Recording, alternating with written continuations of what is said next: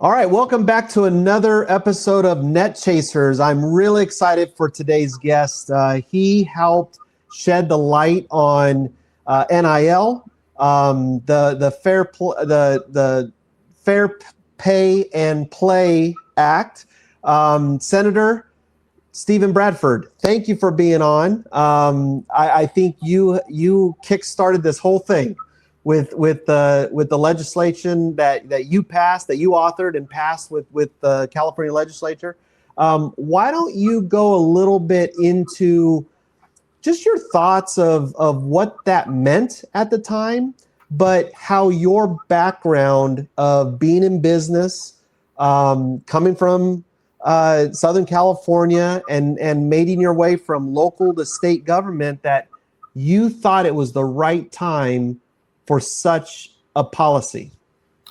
Thank you. Appreciate it, Brian. Appreciate the invitation to be here today and join you on your program.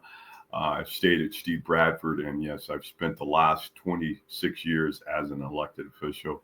I say a public servant, not a politician, working to try to improve my community. And so I was excited when the opportunity came along in 2019 to author SB 206, known as the Fair Play to Pay Act.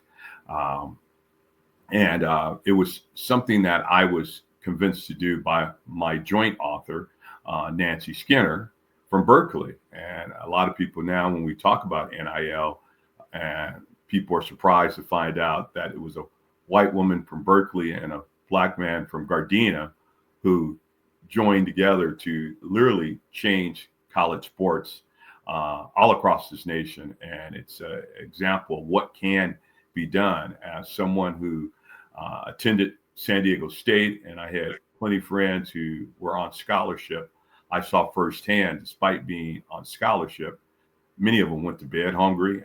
They didn't have overcoats when they went to play in, say, back east or in a cold climate area.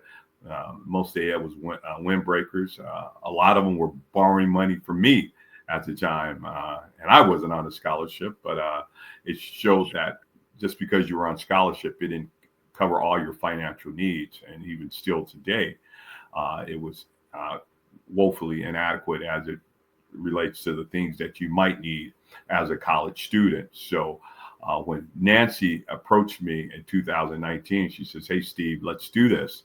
And we had noodled it around for a while, and I was a little hesitant because at the same time, I didn't know if the climate was right to move forward with such an aggressive piece of legislation, but I knew how bad it was needed at the time, understanding that you had coaches who were making millions of dollars, flying around on private jets to recruit many of these young men and women from sometimes low-income communities, low-income families. And if they needed to go home for an emergency, they couldn't get on that same private jet that coach recruited them on. Or if they needed some pocket change, they couldn't do it. And realize also that if you were a music major and you produced a song or wrote a song, you can monetize that.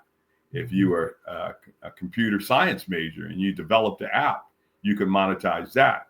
But if you were a athlete on scholarship and you want to sign your name, you couldn't do that. And so we just saw how unjust it was. And as stated, many people, again, found it hard to believe that the two of us moved forward. A lot of people want to attribute this to Ed O'Bannon, and he truly was the poster child on why this was needed, because almost 20 years before we did the bill, we saw how he was exploited by the NCAA and using his image on video games that he received no compensation for. So we just want to level the playing field, because these athletes shouldn't be indentured servants like they were. And as we know, many of the generating sports, it was African-American men and young boys who were putting folks' butts in the seats at these arenas all across the country. But another incentive for me wanting to do this was also women's athletics, because there were far fewer opportunities in professional sports for women that they were for men. or still is today. I mean, you have professional men's hockey, baseball, basketball, and football, but for women, for the most part, it's just soccer and basketball. So we knew that women would have the greatest opportunity to benefit from this as well.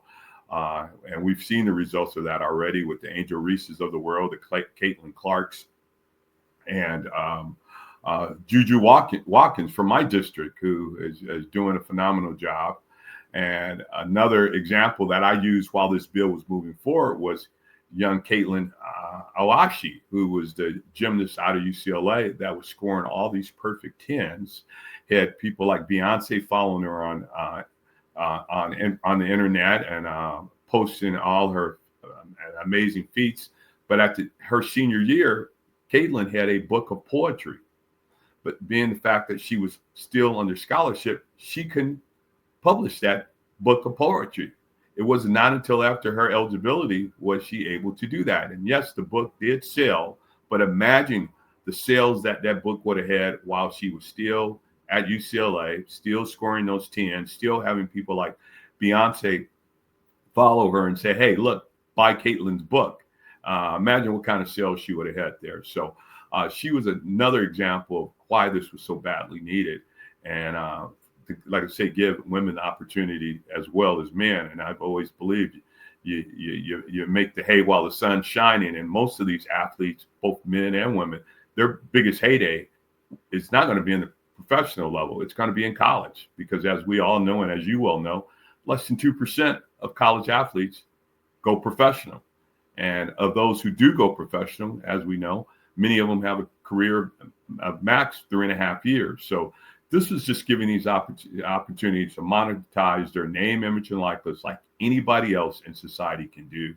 And just because you're on scholarship, it shouldn't prevent those men and women from doing so.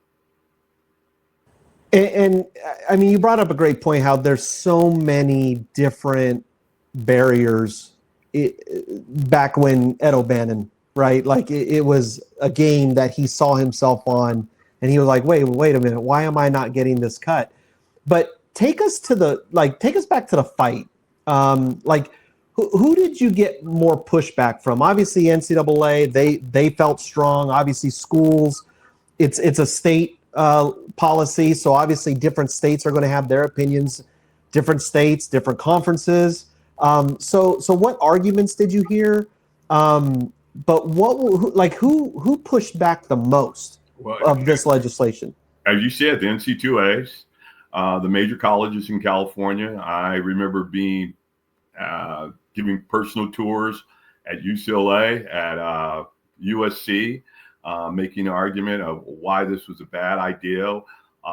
Emmert, who was at the time chair of the president of the NCAAs, we were hearing from them, if not him directly, from folks from the NCAA asking us to hold the bill. And surprisingly, the administration as well. Our own administration wanted us to hold the bill, saying, hey, the timing wasn't right. And we moved it through the California State Senate. When it got off the floor of the Senate, we had 31 votes with only 5 no votes. And I think we had 3 abstentions, or maybe people were absent that day, or 4 abstentions or absence, but 31 votes. And so when we get to the House of Origin deadline is usually at the end of June, and then we go on a summer break for a month. During that break, we were being heavily bombarded by calls to say, why don't you hold the bill? Don't send it over to the assembly. Let us have time to figure this thing out. And Nancy and I huddled up together during the break, and we said, hey, we got it off our floor with no problem. Let's keep it moving and get it to the governor's desk. So that's what we did. But most of the argument was, again, from the NCAA. And once we started our bill, we started hearing from states all across the country who followed suit and wanted to do the same. And even after we got it passed, or we're moving before we got it passed, my good friend, former congressman out of Louisiana, Cedric Richmond, he introduced it on the national level, on the congressional level. So as it often is said, so goes California, so goes the nation. So we had momentum. Everybody was following us and looking at what we were doing. So we chose to move forward. But yeah, like I said, we heard from many of the major universities throughout California and saying, hey, why don't you take a time out on this? And one of the things we did in the bill, we had a delay implementation. It wasn't going to be implemented until 2023. So we were giving these universities and the NCAA time to catch up and to do whatever they felt they needed to do before it went into effect. So we had factor that in as part of the legislation and the language in the bill. So we were being considerate of that. That was an amendment that we were willing to take, and we did take. But again, for some, that wasn't enough. Again, we just decided, hey, we're going to forge ahead and move this. And we heard from plenty of athletes throughout the country and throughout California who was totally in support of this. And so we moved forward. One of the universities that was very much supportive and asked me to come on campus and talk to their athletic, I won't say department, but much of their athletes was Loyola Marymount University. They were very inviting and wanted to learn as much as they could about it because at one time, they had a very, very prominent basketball program, as you well know. So it was very welcoming at that campus. But a few other ones were just really hesitant and saying, hey, we weren't ready for this. Now, when you were drafting the bill, what was the ideal outcome? Like, we're 5-10 years now down the road. Like, what were you focused on? Was it simply that players, can make the endorsement deals and whatnot, or was there a deeper revenue outcome that you were really trying to get to? No, it was really giving these athletes, these young men and women, the opportunity to monetize their name, image, and likeness like anybody else in society.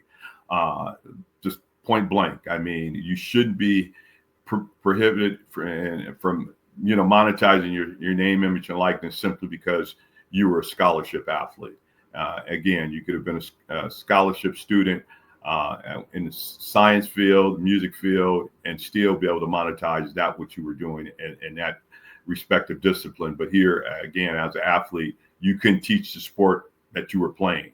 You can't sign your name. You even couldn't get a job, work on the side, so you had so many restrictions as an athlete, yet you were generating millions of dollars for these universities. Again, these coaches now are making $10 million a year.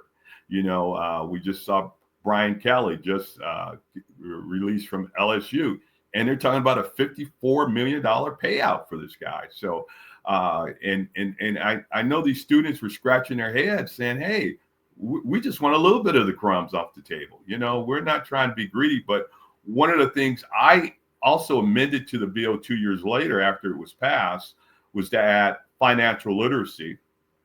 And the universities have the obligation to honor the scholarship if the athlete was injured or whatever the case until they graduated. If they want to go and continue their education, even though their playing days were over, the university had to honor that. So we were able to amend that in, but the financial literacy piece was key. And one of the other incentives also with the bill was that we knew with this, the likelihood of students graduating would increase.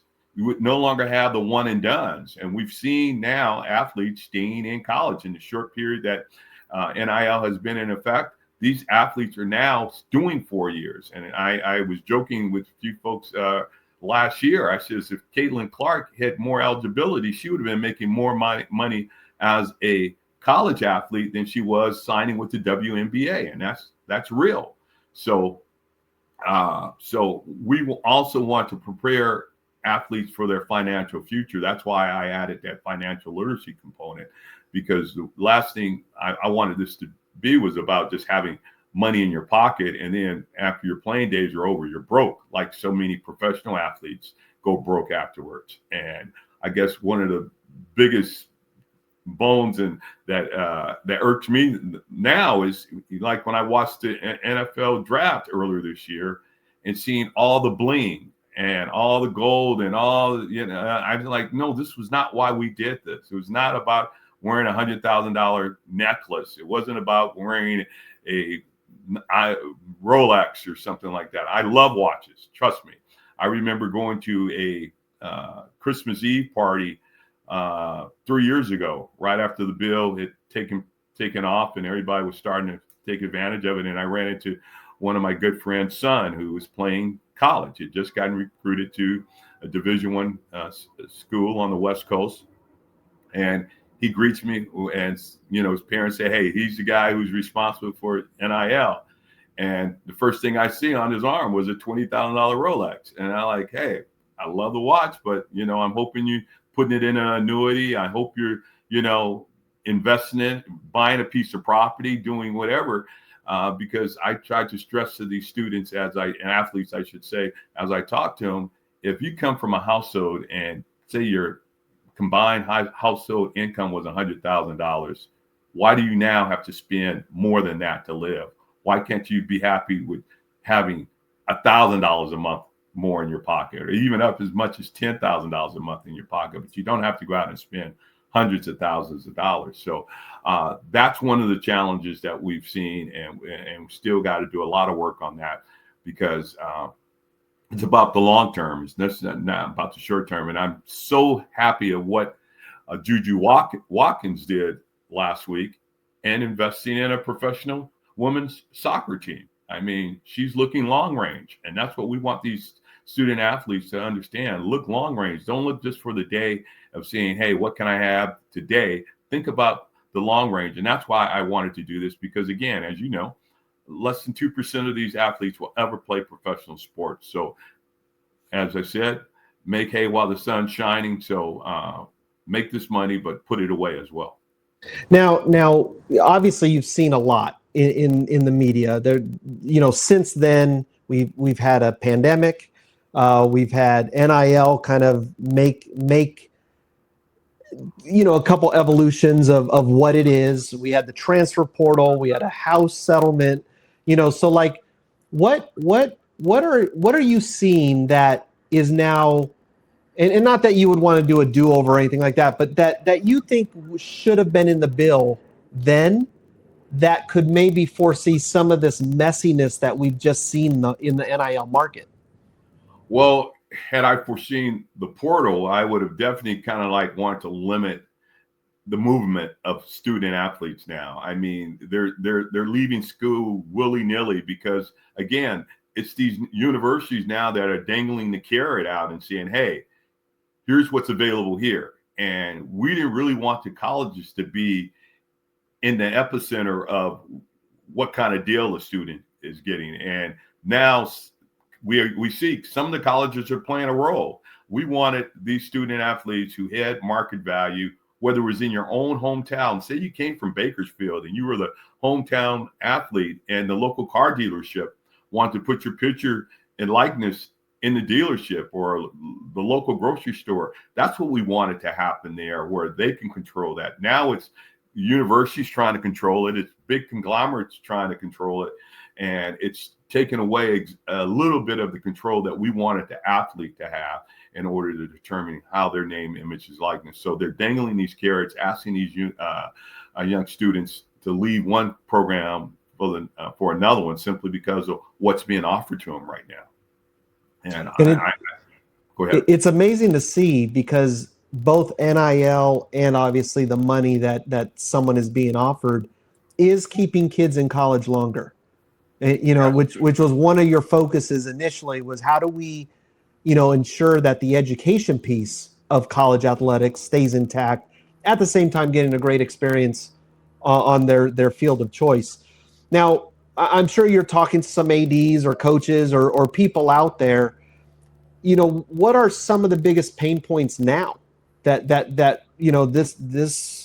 there's so much centered around NIL, but is there just another evolution that we're going to embark on? I don't know. I wish I had that crystal ball, but I just think it's if we can curtail the movement of once a young student commits to a college and staying there instead of, again, continue to shop the deals. So I just wish it wasn't so freewheeling right now. I just had a discussion a few months ago with the athletic director with Inglewood Unified School District and the superintendent, because they have a young student who's now a junior who's already signed an NIL deal. So they wanted me to talk to the student, and they want to bring me back and talk to the athletic department. And I've been asked to do that in a few circles, just to kind of like let these young folks know what they're getting into, understanding it, but at the same time, realizing this is about your future, and it shouldn't be about, how much money you can make, but, securing your future, possibly even securing your parents and, your family's future, if this is done right. And again, focusing on education and making education the key point of why they're going to school in the first place, to get an education, not just to play sports, but to get an education, because that's the long game, because again, you could be injured and be out of your, playing sports just like this. So we wanted to just stress getting a good education, surrounding yourself with people who really have your best interests. And that's why also having, I don't want to necessarily say agents, but real advisors who are putting the student athlete first, versus looking at what percentage they can get out of this deal as well. Surrounding yourself with, trusted attorneys, if that's what you need as well, to walk a lot of folks through, because many of these folks are unprepared and going into this blind and only looking at the dollar figures that are being dangled in front of them, and not understanding all that's involved with this as well. So having trusted advisors, and that's why I'm going to lean back on the financial literacy part of the bill, making sure that we prepare these young folks for the future and know what they're getting into before they, as they go along, I should say. Yeah, I love that piece, because I think the long term is either teaching these student athletes to build their own teams, their financial teams, so that they understand the money coming in, how to invest, how to think that long term. I mean, in our neck of the woods, we remember Magic Johnson turned into a businessman. Yep. And he was one of the first to think this long range, and now, he's just this power broker of just investment and winning. Obviously, he picks winners, but now in that note, in your perspective, in this landscape, who's winning with NIL? That started with your legislation, but like through the transformations that it's had, who's winning, but also who's losing? I know you brought up women's sports. We have a huge, issue with funding the non-revenue sports or the Olympic sports, the HBCUs, in your perspective, like how can you package that? Maybe not winners and losers, but who's being left behind that we got to focus on? Some of the small colleges, not in the big markets again. And that's why we were seeing there are ways to monetize and have these students take advantage of it, because regardless of what small town you're from, if you were the local sports hero, people appreciate that. Yeah, they might not be able to sign you to $1 million deal, but they might be able to sign you where, again, if you're making $5,000 more a month as a college athlete, you're winning. So those small programs, again, another bill that I introduced in 2023 was to deal with what you were seeing. How do we revenue share with the non-revenue sports, such as lacrosse or volleyball? And we had a deal where after the university met all their expenditures, their costs for running their program, anything above and beyond should be shared with those other revenue generating sports.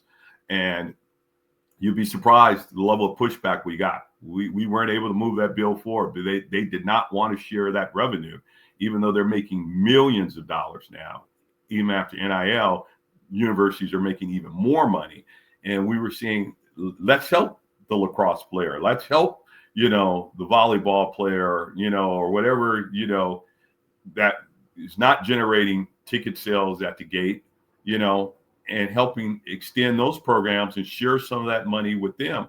And it was a surprise at how the university said no to that. And that was killed. But we see some of the smaller programs again, I won't say losing, but not getting as much as they should. I was excited about Cal State Dominguez Hills, where I graduated from. They won the Division II NCAA basketball championships last year, and they had a few students there who were able to do NIL deals. So I mean, we see it trickling down, and again, we see high school students who are taking advantage of it. So it's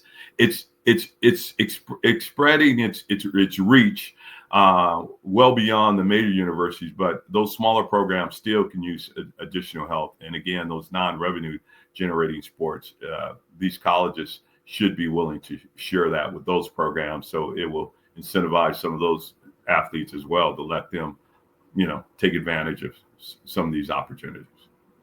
Now, amateurism, I think it's a loose word now, because we've always known there was some sort of payment, under the table. But now that it's over the table, is amateurism at the college level? Is it just? Do you think it's gone? Like, are we shifting away from that, or is this a half step that we have to kind of figure out? I still think it's figure out. I still want to see these athletes as amateurs. I mean, again, simply because you're now able to sign your name on a jersey and make money from it shouldn't change your status as being an amateur athlete. And just because, again, say you were an athlete and you also was a child star and you were doing commercials separate and apart from sports, you're getting paid, but you're still an athlete. So I just don't want to, associate the fact that they're now able to do an endorsement deal that they're no longer an amateur. I still want these young folks to see themselves as students first, and not professional athletes, but students first, and who are in a position now just to do what any other citizen in America is able to do, and that's to monetize their name, their image, and their likeness.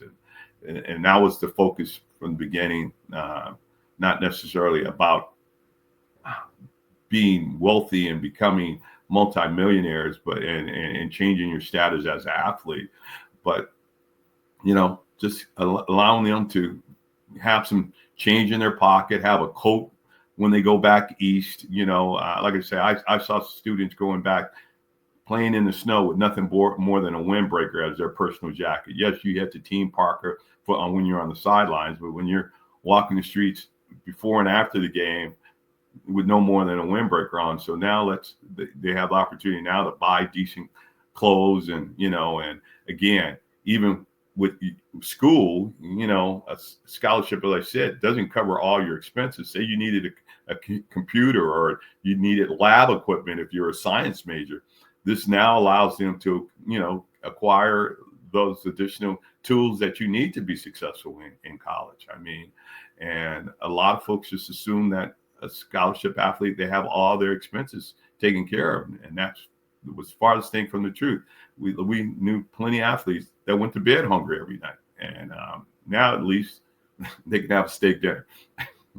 Well, and as a former coach, we knew what we were giving them, and at a mid-major at, let's say, LMU, we knew 3 shirts. Here's a sweatsuit. Here's a travel suit. Here's a couple shoes. And I mean, that was it. That's the only thing that they were able to get. And, I want to kind of pan out just a little bit, because obviously state law took the lead on this conversation. We just had a House settlement with revenue share, which you brought up, that you were kind of working on to lead that conversation. At some point, is there going to be a national, I don't want to say reining in, because some states don't have NIL laws still, is there going to be a national law and policy that will take away these state measures, or do you see this being two rails that have to move forward together? There's been much discussion about having a national umbrella overseeing NIL, and I see some benefits from that, but I also have some drawbacks with it as well. I think I'd rather see the states have the freedom to do what they need to do, what they see is best for, their constituents in their state and for their student athletes, versus having the federal government go in, because we can all know what can happen with the federal government. We have a crazy administration right now might say, oh, if you're a student athlete of color, you can't take advantage of this because it's DEI or something like that. So I'm a little bit skeptical of having a federal umbrella. Is there some reining in that we can do? Is there some guardrails that we can put up? Yes, but I just wouldn't. I'd rather see those 50 states deciding how they want to move forward, and it gives those student athletes a lot more freedom on where they choose to go to school as well, or who's offering the best price. I don't want a bidding war, so to speak, but I do think it gives a little bit more discretion and freedom to the athlete and the universities as well, how they shape their programs. Now, obviously there's the SCORE Act was introduced in Congress, and that's hopefully hits the floor at some point.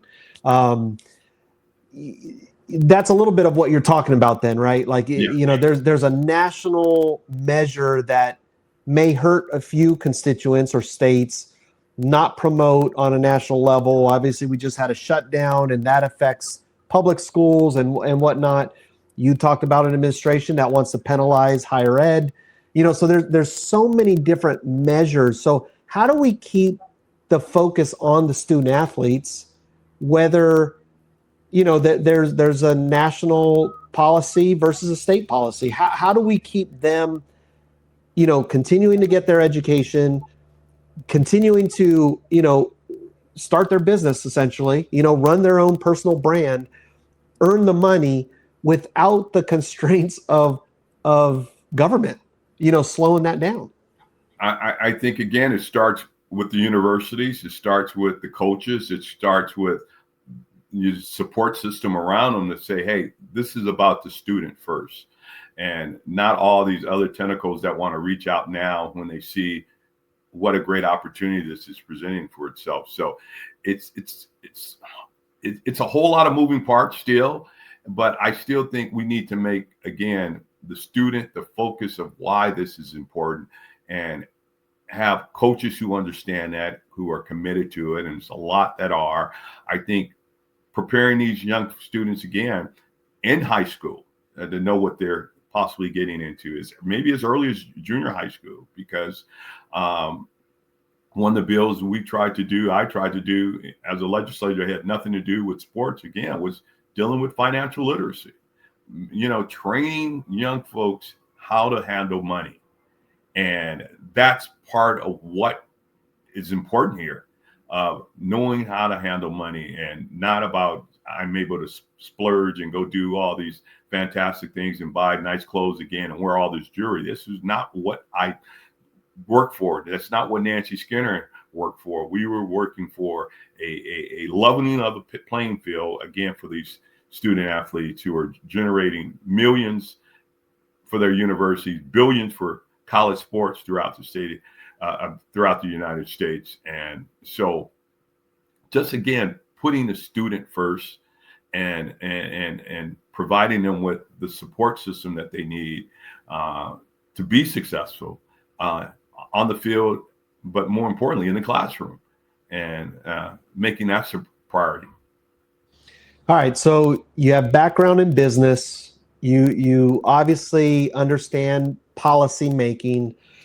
I want to talk a little bit about the NCAA, their role. Obviously, we have a college sports commission that has popped up to kind of, assess all these NIL deals. We have NIL Go. There's a threshold of $600. So there's all these different numbers, and there's delay. I don't know if there's fully funded and manned enough to look at all these deals. There's been talk that once, a lot of deals come just on the precipice of bowl games and the tournament. And, are athletes going to be able to earn that money with third party being in control of this? So what is your opinion on that stuff? Just what is the role of NCAA? What should happen? And I know we brought in Deloitte to kind of run this thing, but just what's your opinion on all of that? I mean, as we all know, the NCAA is $1 billion industry, prior to NIL. And I think we need to, like I say, have guardrails, but I don't think NCAA should have the last word in this. Again, I would love to see the colleges again be a little bit more intentional, even the state as a whole, and drawing up what they feel works best for their state, for their university. Again, NCAA was opposed to this. They were opposed to this until California passed our bill. They saw the writing on the wall, as it often says, so goes California, so goes the nation. And they capitulated. And they jumped out in front of us and got before our 2023 came along and says, we're going to beat California to it. And we're going to now control what it looks like, when at first they said, no, we didn't want this. So I do have concerns about now you want to regulate a program that you initially didn't want to have. And I understand some of the concerns that they made about a competitive market and now disadvantaging some colleges versus others based on your program. But I think here's an opportunity to balance the field and playing field for everybody. And I think you made a reference to, now that the money is above board, as you well know as a coach and athlete, we knew those top tier athletes, those blue chippers, they were getting paid. I have friends who played at Florida State and major universities that said, Steve, anytime we won a big bowl game and we're running through the tunnel and we got the boosters high-fiving us, it's anywhere from $500 to $1,000 rolled up in a rubber band that they were putting in our hands, like that. So yes, we were being paid under the table. So these boosters were, doing things that we all know happen.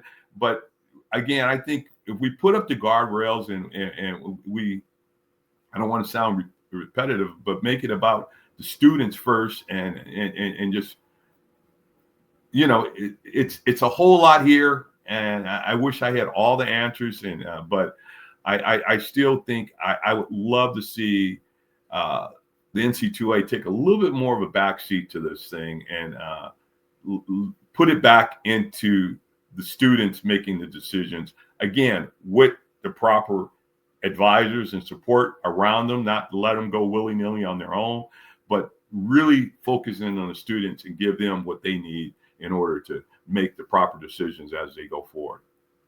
In college athletics, it's always been about transparency. What you see, whether it's under the table or over the table, is there a role for athletes to be on like advisory boards? Like, do you think that could be a guardrail, or I mean, we always talk about grown-ups in the room, right? But like, it's affecting them. Yeah. And so is there a space that is there a seat at the table that they should be on? I think it should be. And not only for those currently enrolled or playing sports, but some of the folks who've gone through it before them, like the Ed O'Bannons of the world.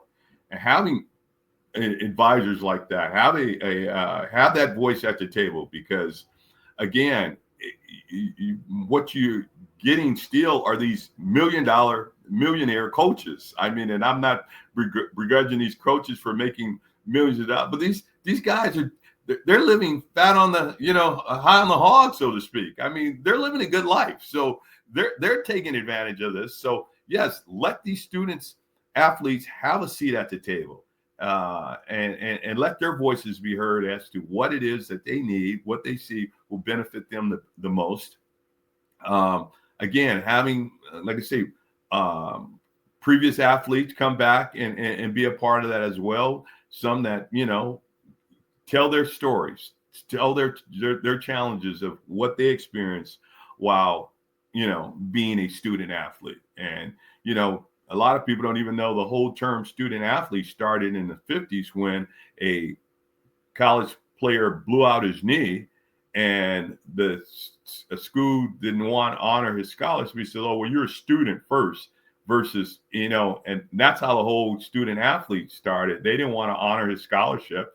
And so that's why, again, I added some changes 2 years later to say, hey, if you're injured or whatever happens and you can't continue on, that school needs to honor that commitment that they made to you, and make sure that if you're seeking a degree, whether it's undergraduate, whether it's graduate degree, whether it's a PhD, that they continue to allow you to continue your education, because again, you've made millions of dollars for these universities.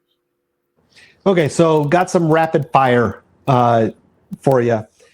What's one NIL myth that you just wish everyone would retire? One NIL myth. That's a good question. I don't know that it's unlimited amount of money for these athletes to make. It's not. I mean, there's limits to what they can make. It's limits to what, companies that are endorsing deals want to do. So it's not the cash cow that everybody thinks it is for all these athletes. They're all not making millions of dollars. Yes, there are the $1 million athletes, but many of them are making decent six figures, but they're not all making millions of dollars. What's one NIL narrative that, like, whether it's ADs or coaches, but what are we underestimating? Like, what's an NIL narrative that just we're not taking serious? An NIL narrative that they're not taking serious. These are good questions. You got me thinking now. I would lean back again on the portal and the transfer, if that falls within where you're going. I see too much movement right now, and if we could rein that in, I think you'll have a little bit more stability. You'll get a little bit more equity in the program. But with students moving around as much as they are right now, it makes it like a pay for play type situation. Yeah, you got one camp of athletes, and it's their prerogative to, kind of chase the bag, and then you have others that are chasing the experience. So now most of our listeners, this conversation is about the future of college athletics. So whether it's athletic directors, coaches, assistant coaches, thought leaders, that's kind of the circle. Now they are living in the chaos, right? They're the day-to-day. So what would you message to them? How would you advise them to lead through this era that we're in? Because we are still figuring it out. To your point, the NCAA is trying to figure out their role.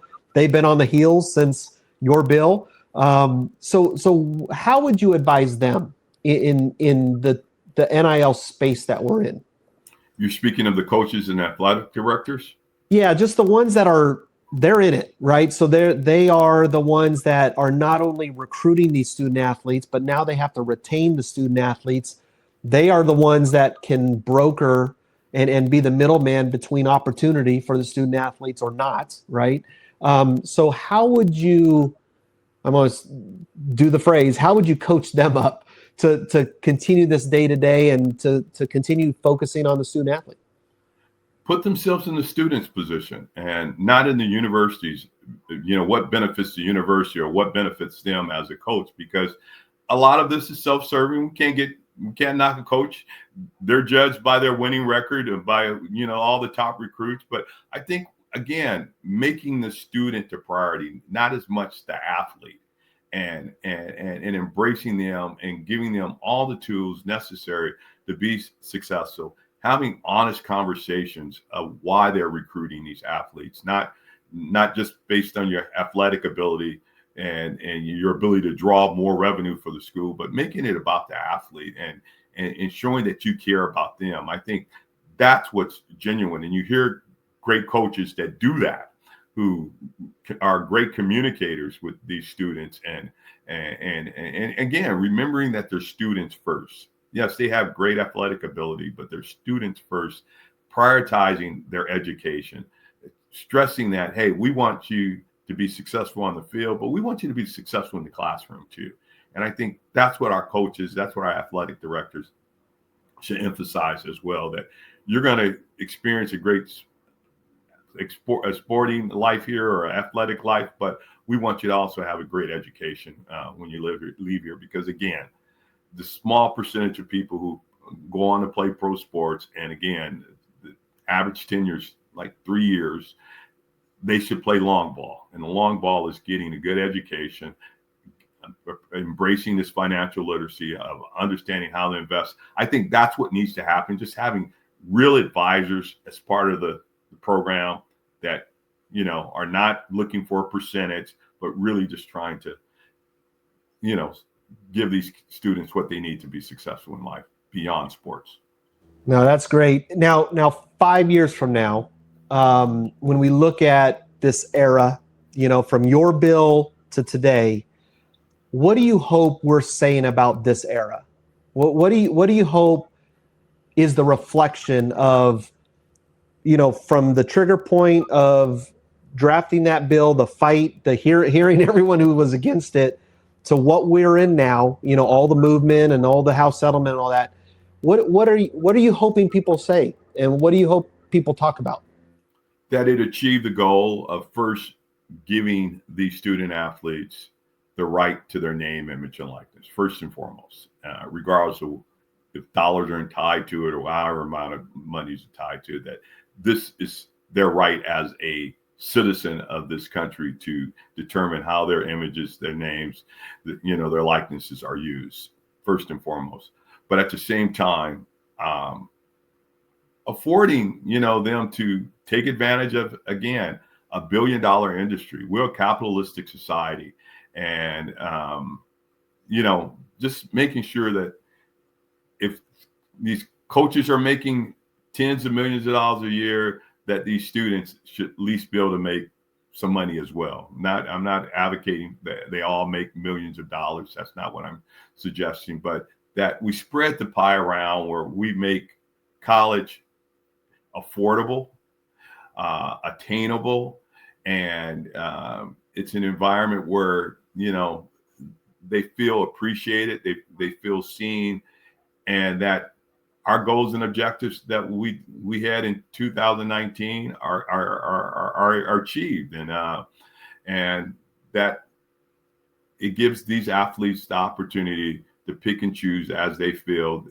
They won't be treated as chattel or indentured servants as they were looked at for far so too long in college sports. I mean, they were really treated as we heard testimony, modern day slaves, so now also giving them the freedom, again, to pick and choose where they choose to get education. Again, I am not as excited about all the moving around, but I do respect that fact that now they do have a little bit more leeway of picking the best environment for them as well. So that's it. Well, Senator, before I ask the final question, I just want to acknowledge you and your work. I think, for us coaches, and I consider myself an old head now because, at the time you were just an athlete, right? You went to school and hopefully you got that scholarship, but then you started seeing some changes, right? That athletes and the programs were just free marketing for the school, and they weren't getting their cut. Like, we were wearing the button out on the other side of the country while the money was coming into the institution on the other side. So I just wanted to acknowledge that you started something great. I think it allows student athletes to create their own brand and business and learn that. And to your point, like, you get what you put in, right? Not every athlete has to do this, but you've given them the green light to take an opportunity while under a brand to create their brand, create, their cause. So I just want to acknowledge that work that you've done. Thank you. We like to close with a fill in the blank. College athletics is blank because blank. College's athletics is great because of the athletes, because of the students. I mean, without them, you have nothing. So we have to first appreciate, and I think that's what NIL was about, recognizing those young men and women who put butts in seats so we can enjoy whatever team it is, whatever sport it is. So I think college athletics are great because of the student athletes. Well, Senator, that was awesome. This has been an outstanding conversation. I think it sheds light on all the work that was put in from the state of California that obviously co-authored, you were able to bring to the table. I think so many generations of athletes are going to benefit because of the work that you weren't going to give up. So, Senator, thank you for coming on. Thank you for the work that you've done, the continued work that you will do. To all of you who have joined us, thank you again for another episode. A new episode drops every Tuesday. If you can, please subscribe and follow where you are watching or listening. Thank you again. We'll see you on the trail. Thank you, Brian. Appreciate it.